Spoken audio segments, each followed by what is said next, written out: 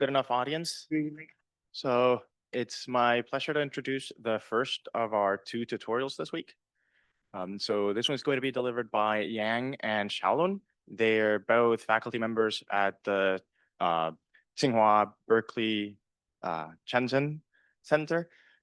And they have a collective background in information theory, communication theory, transfer learning, and sort of theoretically motivated ways to allow for transferring knowledge across models. And so today they're going to deliver a tutorial on how to do just that with kind of large pre-trained models.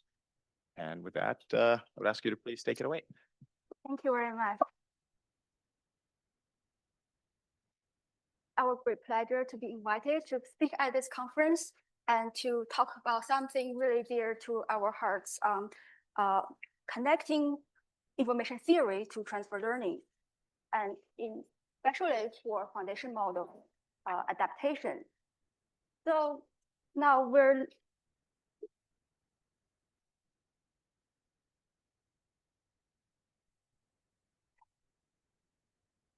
this tutorial will consist of 3 parts. So we will start with the introduction about what we're going to talk about in this tutorial.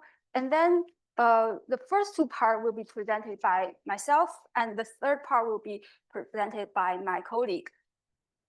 So nowadays, we have witnessed the emergence of foundation models in a lot of domains, such as the computer vision domain, as well as natural language processing. And the size of our models has increased tremendously over time, although this figure only shows up to 2023. Nowadays, we have multimodal foundation models and multimodal MLMs. And in that case, the scale of our machine learning problem becomes bigger and bigger. But still, there's an adaptation challenge we need to face when we deploy our machine learning models to the real world. For instance, we need to allow the model to self-improve in the dynamic environment and under uncertainty. This is especially critical in these high-stake domains, such as medical imaging, autonomous driving, remote sensing, etc. Here, I only gave a visual example, but we can also imagine such adaptation challenges in other domains. And so an essential tool for adapting foundation model is through transfer learning. And this is quite a classic topic in machine learning.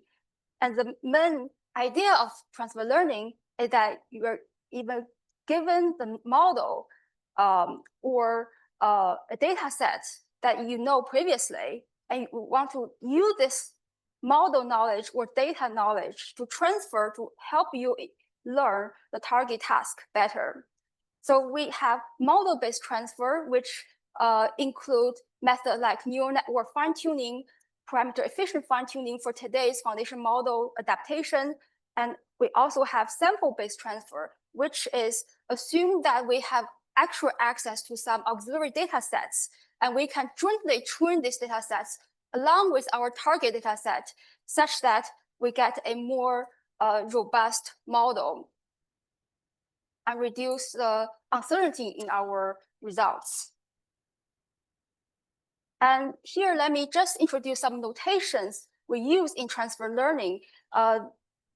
Actually, nowadays, when we talk about foundation model, most people will think about fine-tuning, but traditionally, we make different assumptions on the type of distribution shift between the source task and the target task. And based on the different assumptions, we will have either the task transfer learning.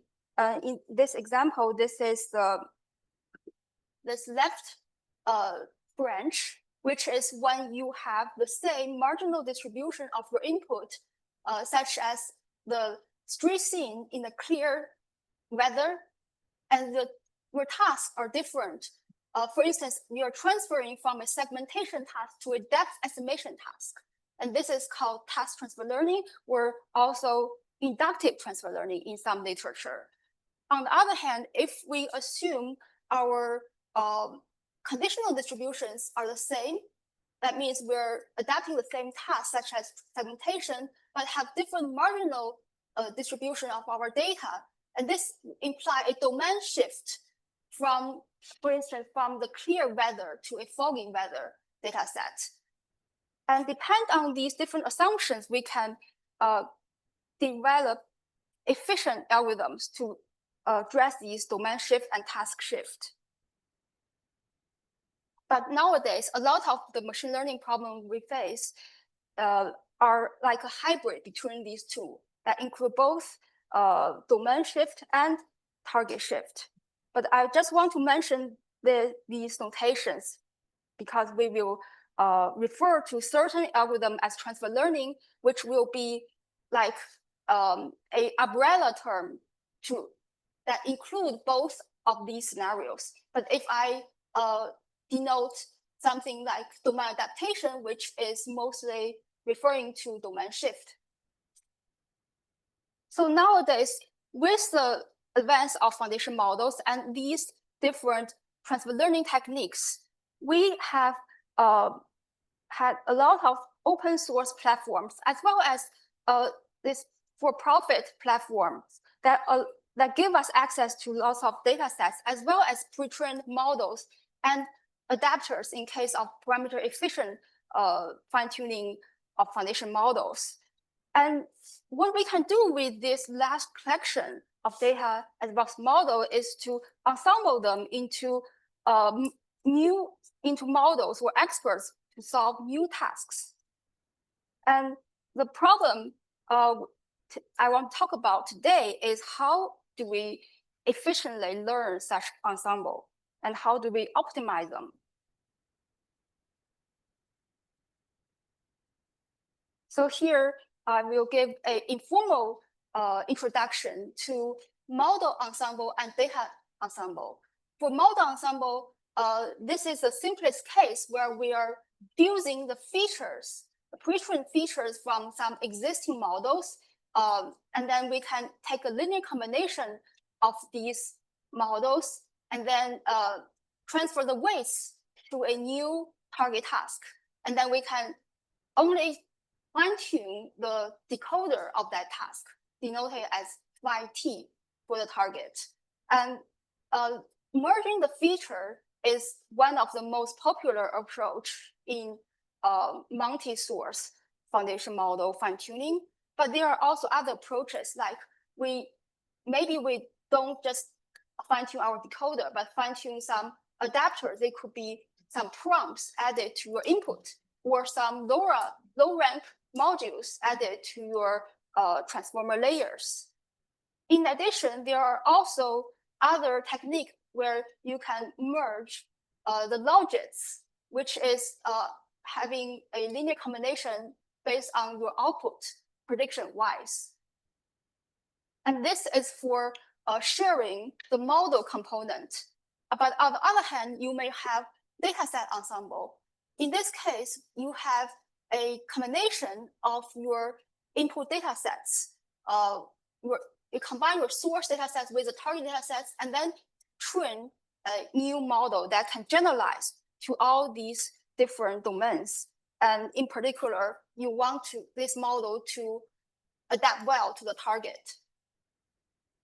So this distinguishes two branches of transfer learning. Each of them will have different applications. For instance, in this first case, the advantage is that you do not have to have access to the data. And this is a kind of providing a privacy protection. But on the other hand, if you're a private company and you have access to lots of other data sets you collected before, then it's to your best advantage to utilize these data sets as best as possible by training a unified model. And the challenge here is, how do we learn the optimal ensemble? We have seen that when we are taking the linear combination of the models as well as the merging the different samples, where we have to take consideration in the variabilities in their how they are different from the target task, and they may have different difficulties in the source tasks. How do we take consideration into such heterogeneity? And a lot of time, not every task will contribute equally to a new task. In addition, if we're doing sample-based transfer learning, which is on the left-hand side, which is the right-hand side, which is the dataset ensemble, we also need to determine how much data we need to transfer from each source. So the optimization of ensemble weights as well as the transfer quantity will be important. And we need principal ways to quantify the transferability of a model or data set to a given task in order to answer these questions. So to think about this problem, we can go back to the early work in transfer learning and domain adaptation, where early works have mainly focused on providing generalization bounds. Starting from 2006, Professor Ben David has proposed a number of work focusing on providing a generalization bound that links the risk of the target task to the divergence between the source and target domain. And over the years, there has been improved bounds that are tighter and also adaptive to different parameters and different algorithms, as well as data scenarios. However, these methods are mostly focusing on the optimal bound, and also it has strict model assumptions, such as either using 0-1 loss, or it may simplify the model by a lot. And more importantly, it also has some intractable complexity measures that is hard to compute in practice. Then because we want to develop efficient algorithms, we need to have something that's computable. And this is why we introduce information theory when we perform transferability estimation, because information theory is a natural way to quantify and optimize how much information is transferred, or how much information flow there is from the input to the output. And in particular, over the past 5 or 6 years, there has been a number of transferability metrics that are based on information theoretic metrics. So here I only highlight a few, but there are lots of surveys out there you can read about. And of course, there are also other types of transferability metrics. Some are based on statistics, some are based on heuristics.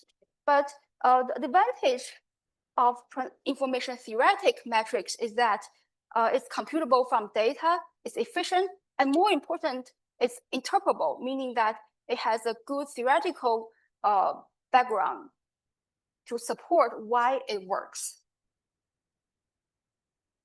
So in today's talk, we'll focus on the multi-source ensemble learning problem. That is, given M source models or M datasets and the target dataset, our goal is to find the optimal ensemble configuration that maximizes its transferability on the target dataset. So we will talk about 3 different scenarios and then highlight 3 types of information theoretic measures for each of these scenarios. So the first scenario is unsupervised, meaning that my target does not have labels. So I entirely rely on knowledge of my source model to transfer to the target. And for the second 2 scenarios, I am in the supervised domain. So I have some separate label data, like few shot data in the target domain. And the first one is focused on model-based transfer, and the second one is focused on sample-based transfer. Okay, so let's get started into the main content. For the first part, let's look at unsupervised model transfer. So this is a big picture of what we're going to do. We're going to transfer knowledge from these multiple labeled source domains, ds1 up to dsn, to a target domain that is unlabeled. So we do not have y for the domain, target domain, dt. And because we're working with foundation models, a lot of time we do not have access to the original training data of those foundation models. So this makes the problem even harder, because if we do not have access to the training data, we cannot use previous methods that are based on aligning the data distributions between the source and target domain. So in this case, we need to adapt to the target domain without relying on the source data. So this is called the multi-source free domain adaptation. So the idea we want to introduce in this problem is quite simple. That is, we're just doing self-training. This is like a self-supervised training approach. First, I will perform a clustering, which is unsupervised on my data, and then produce some labels. And then in this case, I will be able to use this label as my pretext task to train my network. And then after I have update my network, I will recompute the pseudo label and we further refine this model in a loop. So this approach is usually used in semi-supervised learning or supervised domain adaptation. However, in unsupervised domain adaptation, we'll see this also have some problems. In addition, we are also facing a problem, which is how do we perform the aggregation if we have multiple sources? A simple setup is to just fuse the predictions, the classifier output of my sources. So if I have n different sources, I will take a linear combination of them and then give me the target predictor. And I assume that this is a convex combination. All the coefficients alphas are greater or equal to 0 and add up to 1. So alpha represents the importance of the ith source domain. And then we can get the prediction by taking the softmax of theta tx. So the question is, how do we find the appropriate alpha? Now, because we do not have access to the source data, we're totally in the unsupervised domain. So we cannot rely on something like cross entropy to train our alpha. So an alternative that we are inspired by semi-supervised learning is that we can optimize alpha by maximizing the informativeness of the target predictor for predicting y. So here is when we introduce the idea of information theory. This is a topic called information maximization, which is based on the clustering assumption in representation learning. Usually, the cluster assumption means that if two samples are similar, then their features should locate close to each other in the feature space, which is illustrated in this half-moon example. Even if it's a unsupervised task, we could cluster the two classes, and this actually give you the correct supervised labels. And in order to measure how informative your input X is to your target prediction Y, we can use an information theoretic measure called conditional entropy. This way, informatively, it measures the class overlap between the different sources when we're doing the aggregation. And basically, we want to maximize information by reducing the conditional entropy. And this concept has been used in unsupervised clustering as well as sample supervised learning. So before we move on, we'll do a quick review of the basic information theory concepts, starting with the most fundamental Shannon's entropy. So here's the definition of Shannon's entropy. So some of you may already know this. So let X to be a discrete set, and we define a probability distribution P over this set. And Shannon's entropy is defined as the uncertainty of this distribution, written as this equation. And an intuitive example is to suppose we have a discrete event, which is just the outcome of tossing a coin. If you have a fair coin, then the probability of the head and the tail are just 0.5. And this, you get the entropy equals to 1, which means that the entropy is maximized because you have the maximal uncertainty when you are tossing a fair coin. But if you have a biased coin, for instance, if the probability of the coin turning up as a head is much larger, you will have a entropy which is 0.469, which is much smaller than 1. So it means that the uncertainty is reduced. In this way, we can also denote h of x, which is the entropy of this random variable x.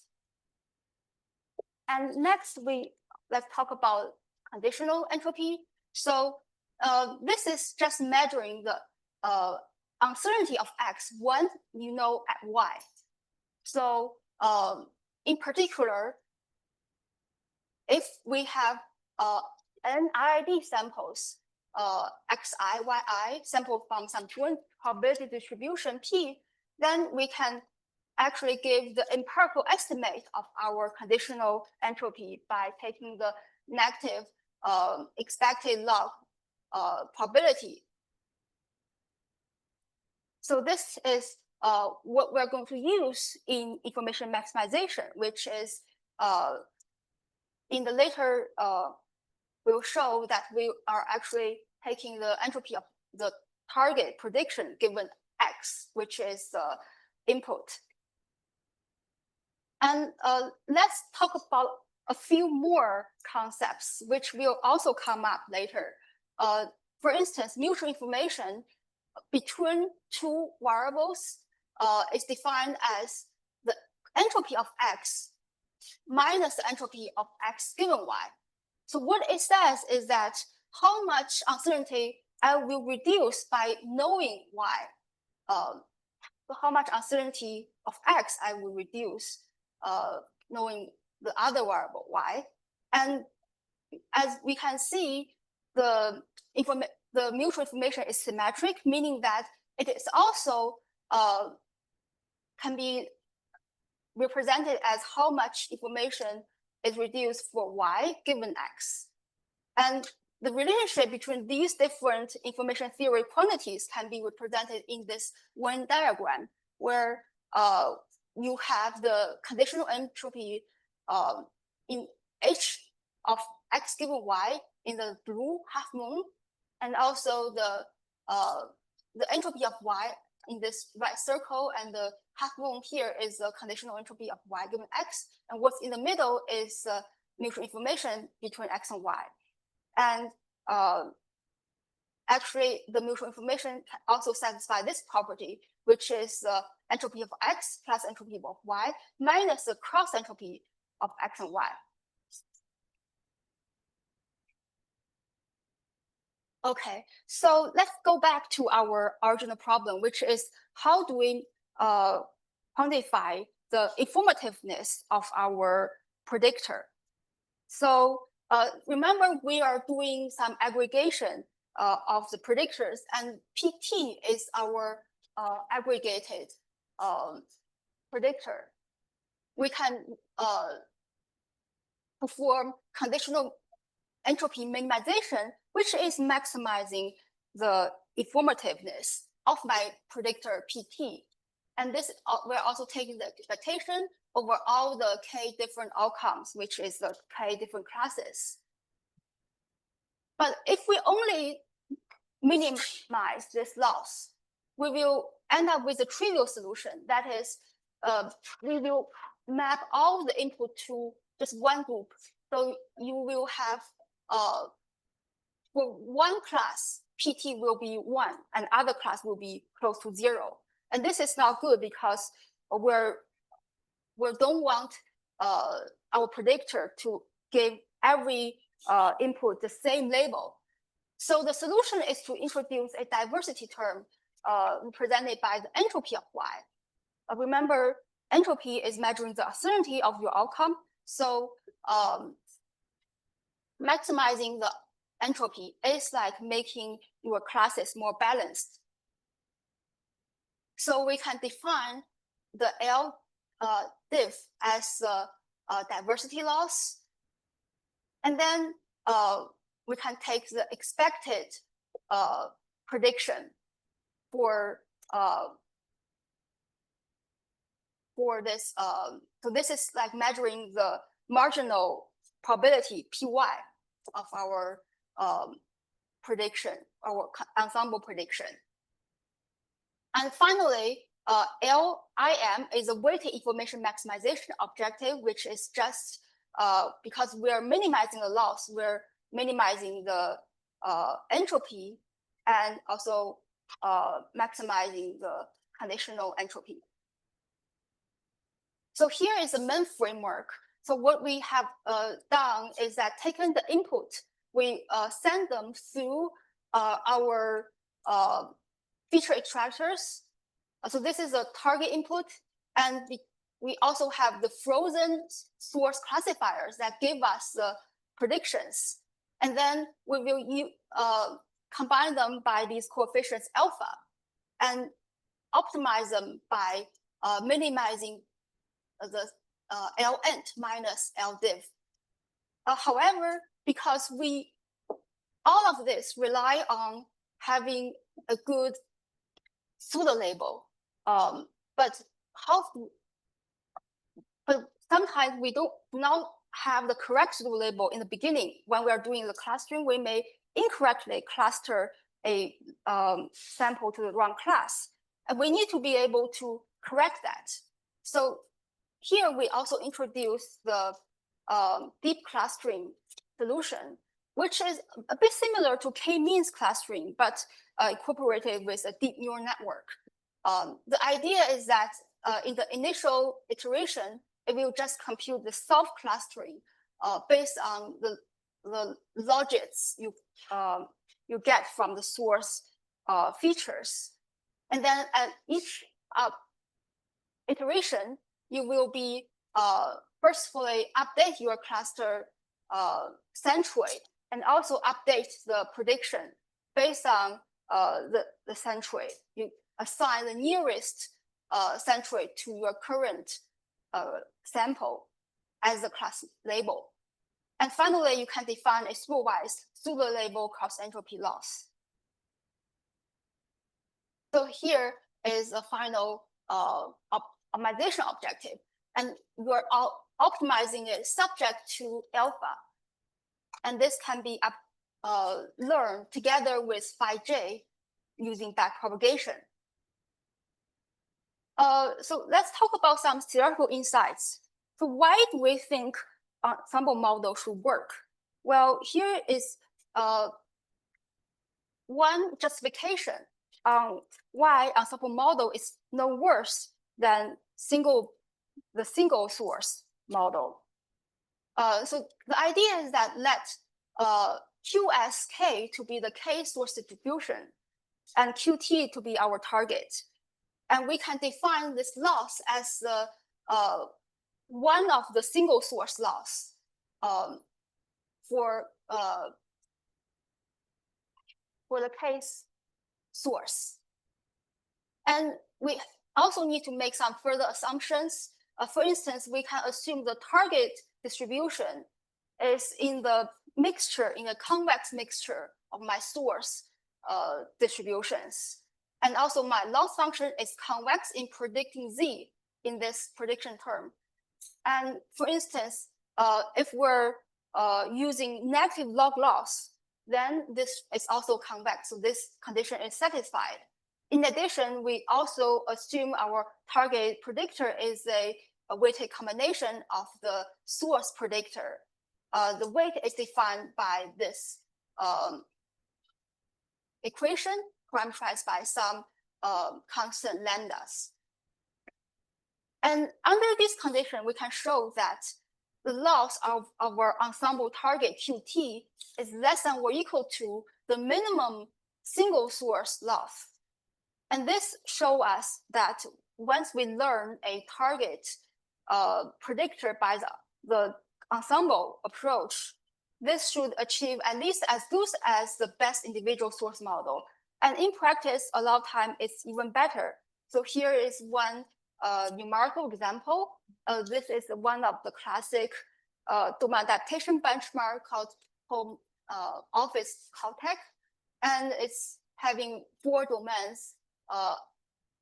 So in these scenarios, we can see that this proposed method, which is called decision, has outperformed all the other multi-source as well as single source methods. For the multi-source, these are actually including method that actually uses source data. So this example shows that even for source-free scenarios, by introducing the optimization of your weights, you can outperform ones that uses the source data.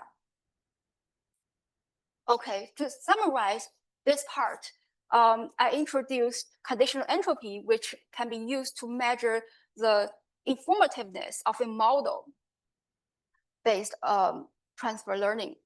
And also, we defined the IM, information maximization loss, which is the entropy minus the conditional entropy for quantifying for learning the weights without having to collapse into a single mode.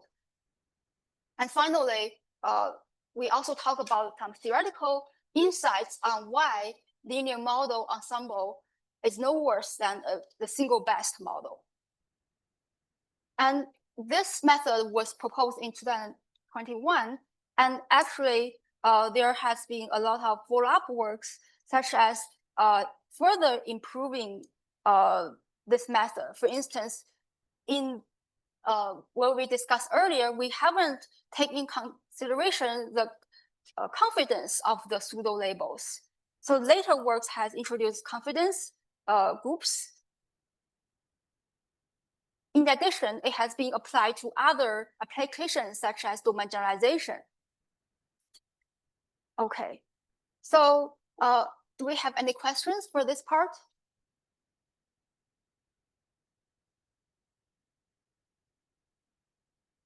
Okay, so we'll move on to the second part, which is focused on supervised model transfer. So for the motivation, we will look at another type of transfer learning. This time it's a source-free model transfer, meaning that we have m different models, but we do not have access to the source data for these models. And we want to transfer these models to the target. And we are in the supervised case and have few shot label samples for the target task. So having the labels, we now can do better than what we did before. And now let's talk about how do we measure the transferability for a supervised case. So we introduced a information theoretic metric, which is a work that I and Professor Huang did together in 2019. So in this work, we have a basic model of our neural network. We consider all the layers, which are the feature extractors as theta S, and then in the simplest transfer learning or fine-tuning scenario, these features are frozen, and we can transfer or fine-tune the model on a target task by updating the final output layer. And the output layer is usually a softmax classifier. So under these model assumptions, we can derive a transferability metric called H-score. And here is the derivation idea. So given a zero mean feature of our neural network, fx, we can show that through local information geometry, the optimal target loss, LF of some optimal feature, optimal decoder, theta star, consists of a constant function of x and y that doesn't depend on my feature minus a function h of f plus some error term. So this function is called H-score. It can be written as the trace of the inverse of the covariance of my feature times the covariance of the expected class mean of my feature. Okay, so because there's a negative sign here, and the first term doesn't depend on f, we can show that the higher the H-score, the lower my loss, so the better the performance. So that's the main idea for this information theoretic transferability metric. And we can also give you a more geometric interpretation by just looking at the end results of this formula, because we're taking the trace, and the trace is also upper bounded by the trace of the individual component. So if we're increasing the H-score, it's like reducing the feature redundancy, as well as increasing the average intraclass distance. And this term, intraclass distance, can be shown in this feature domain. For instance, if we have a two-dimensional feature and we visualize the feature and color by classes, by maximizing this term, we're pushing the class features away from each other. So this is a way to make the features more discriminable. And also statistically, we can also show this formula has good properties, such as characterizing the asymptotic error decay rate of my optimal predictor word classification problem. And further, we can connect this to previous studies on information theory. This is done by my colleague, Shao Huang, from his previous PhD and postdoc work. And in this work, a feature can be represented as a vector in the information space, and a task, which is a learning task py given x, is like a transformation from the input space to the output space.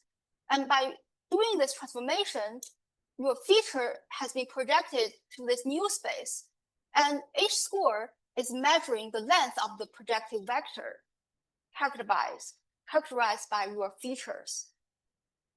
And in particular, if we look at this projected ellipsoid, which is the projected unit circle, you can obviously see that the maximum length of the prediction is in this direction.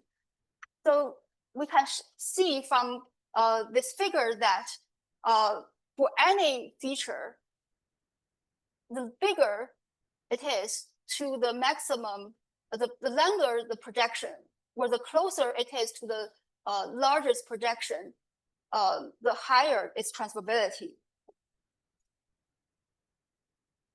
Okay, so we have applied this theory to transfer learning and showed its capability to measure transferability.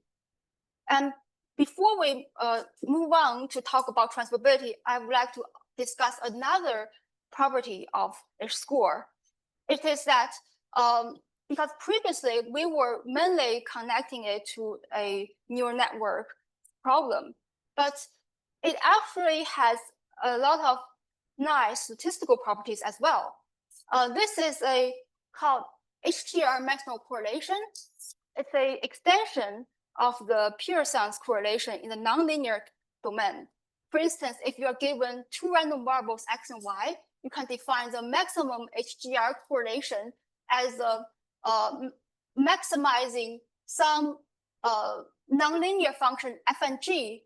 So assume f and g are zero mean and unit variant. If we maximize their correlation between fx and gy, then the learned feature f and g are what we call the transformation for achieving the maximal correlation. And we can also model this in a neural network approach where we train a model F and a model G and get a symmetric feature set fx and gy, and just maximize this loss written in this equation 1. So, however, if we know f and we're just finding the optimal g star, then this whole equation can be written as this following form, which is a closed form solution in terms of f. And this is exactly the formulation of the H-score. So H-score is equivalent to the maximum HGR correlation when fx is optimal feature. And this is a really good property because if we approximate the log loss, like in cross entropy case, we have this little noise term that prevents us to get an exact solution, exact characterization of our loss. But if we replace our loss function to the HGR maximal correlation, then H-score is exactly telling us the closed form transferability metric of given a feature. So we design, so for instance, one application of the HGR maximal correlation is to just treat it as a regression model. And in particular, in the neural network case, if you have feature F, and you can consider the weights on your last softmax layer as G. And then we can perform inference by maximizing the inner product between F and G. And this is called maximal correlation regression. And in particular, the maximum correlation H-score also have a relationship with mutual information, which is that f of x, the H-score of f of x is less than or equal to 2 times the mutual information between x and y. So as we can show in this figure, as we increase the feature dimension, we this is a synthesized data set. So as we increase the dimension, we eventually achieve very close to the 2 times the mutual information between x and y. However, we use H-score instead of mutual information as our transferability metric because it is dependent on our model choice. And for instance, it's good for model selection. And also it captures the asymmetry in transferability relationships. For instance, if you have an easier task and a harder task, so it's much easier to transfer from the harder task to the easier task instead of the other way around. So this transferability metric has been used in 2019, mostly for model selection. But today, we are mostly focusing on its property as a data-free metric, as an optimization objective. In particular, in this problem, we want to maximize the H-score of the ensemble feature to our target task. So here is my ensemble feature based on the linear combination with coefficient alpha 1 to alpha n, and I'm maximizing this with respect to alpha. And because H score has a simple form, and in practice, we can even apply normalization to remove the first covariance inverse term. And this becomes a very well-behaved optimization problem. We can get a efficient solution to alpha star. And recall that we have this maximal correlation regression connection between H score. We can set up this H ensemble framework where on one hand, we will use a weight optimizer to learn the optimal alpha. And at the same time, we're able to apply maximum correlation regression to learn the optimal G, which is my label embedding. And then I can perform prediction by finding the maximum label that for given the maximum correlation. So this framework is able to efficiently adapt the source features to a target task without any source data, as well as we don't need any details of the model. So here are some numerical results. We tested our H ensemble model on the VIDA 2017 benchmark, which consists of a bunch of data sets. Some are from the synthetic data, synthetic scenario, some are from the real domain. And we can show that our method, H ensemble, outperformed the previous single source as well as the multi-source approaches. In particular, it is even outperforming the single best approach, which is by exhaustive search. Do you have a question? Okay. In addition, we can also look at the weights learned by this ensemble approach. In particular, we also compare it with other methods, like if we directly use H score on each source and rank them, or we use decision, which is the method I showed earlier that doesn't use labels. In this case, H ensemble is giving us a larger variations between the different different sources. In particular, we know that the first 4 sources are from the synthesized domain. So when we are transferring to a target task in the real domain, it has lower transferability. And for the remaining 3 tasks in the real domain, they all have high transferability. So this shows that H ensemble is able to reflect the semantic meaning of the tasks. And here we introduce another application of H score in ensemble learning. Now we look at another type of foundation model adaptation, visual prompt tuning. So if we have a vision transformer, we can append some learnable tokens in front of the input layer for each transformer layer. And then we will freeze all the other parameters in the vision transformer and only update these added tokens, which we call prompts, visual prompts. And this is a very efficient, parameter efficient method.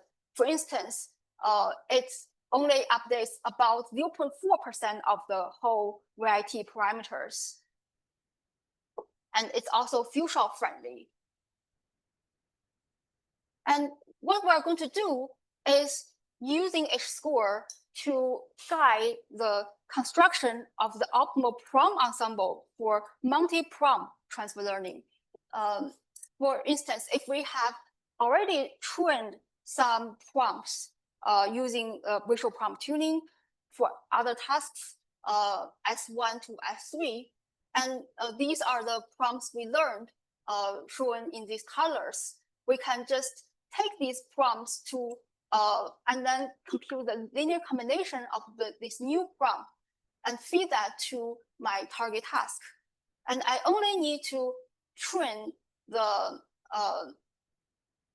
linear combination weights as well as the output layer to perform an adaptation to a completely new task.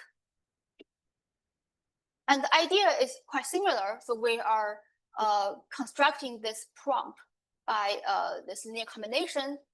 And here is the basic definition of visual prompt tuning. Basically, we're appending this prompt token to my source input. And it's a trainable parameter. So instead of directly just learning alpha by backpropagation, which will have the problem of representation collapse because this alpha is often coupled with other parameters you are trying to optimize. So instead, we will maximize the H-score.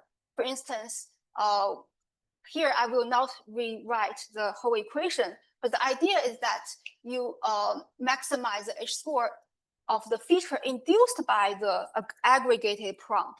And then in order to make the training more consistent, more reliable, we also introduce a gradient alignment term, which is based on matching gradient variance.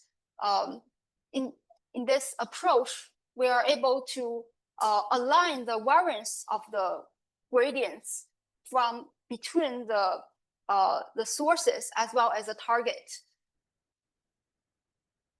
Okay, so here are some numerical results. Again, we compare it on a diverse set of vision tasks ranging from simple classification problems like Cipher 100 to other domains, including medical images, remote sensing, as well as some visual perception tasks.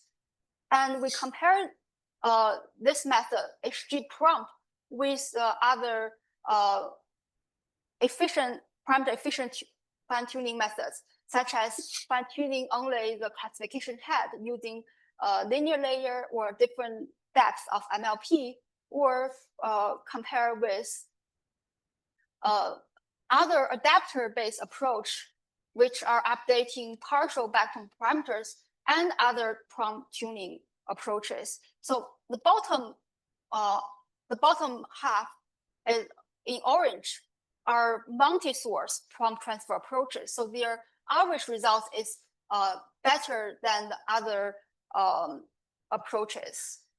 And our results outperform the three main state-of-art multi-source prompt transfer approach. And here's a summary of this part. So for supervised multi-source model adaptation, we can learn ensemble rates by maximizing the H-score transferability. And there are also other applications I don't have time to talk today, but we can show the paper later on. For instance, this is an interesting application where we apply H-score transferability to regularize the task embedding in continual learning. So you may be wondering why we can bring the ensemble learning problem to continual learning. Well, in continual learning, every time you are learning a new task, you are actually trying to leverage knowledge from the previous tasks. In the classic continual learning approach, you may add some regularization to the previous tasks, but then a lot of time, even the nearest task in the temporal dimension may not be the closest to your current task. So it's important that you incorporate the difference between different tasks based on transferability metrics. So in this way, we are able to use H-score to get a better task embedding for a generative-based continual learning approach. And also, the previous prompt transfer has been limited to the case where all our source prompts are trained on the same architecture. But if we have different architecture with different prompt lengths, it's much more difficult to merge them by the simple linear combination. So we have been working on a multi-prompt transfer by distillation, and this will be presented tomorrow as a workshop paper. Okay. Any questions? We can also take a break. Yes. You speak like that at all?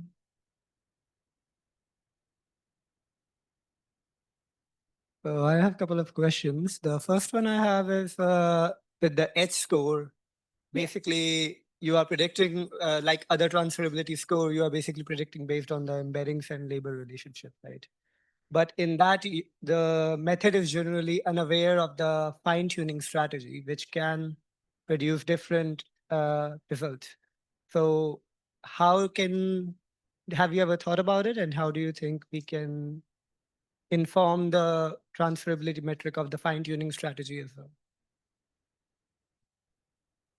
Your question was, can the H-score transferability be informed of the fine-tuning approach?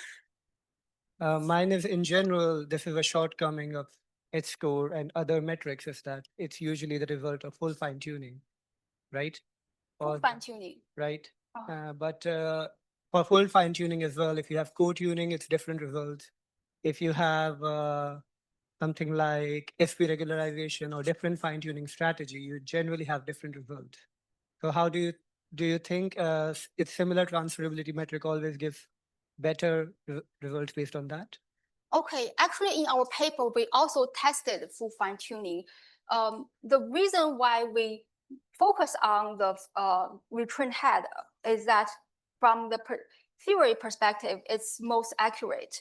But in practice, because the transferability metric is in essence trying to measure the relationship between tasks. So even if you consider full fine-tune, the relative relationship between different tasks are more or less the same. So it's less likely that they will totally, like the order of the transferability will switch when you perform full fine-tuning versus partial fine-tuning.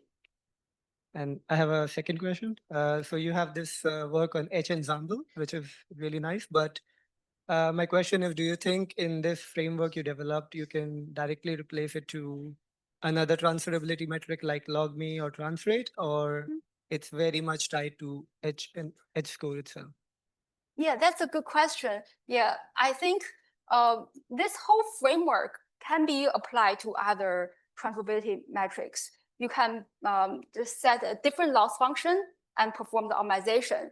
The reason why I show this work, first of all, it's our work. We like it. And also, we think it's has a good theoretical explanation behind how it works, especially when we can connect the H-score as an approximation to the cost entropy loss and an exact solution to the maximal correlation regression problem. So this gives a good theoretical interpretation to the why we use it as a loss function. So last question. So basically with this H-score you proposed here, and then you also have optimal transport work as well.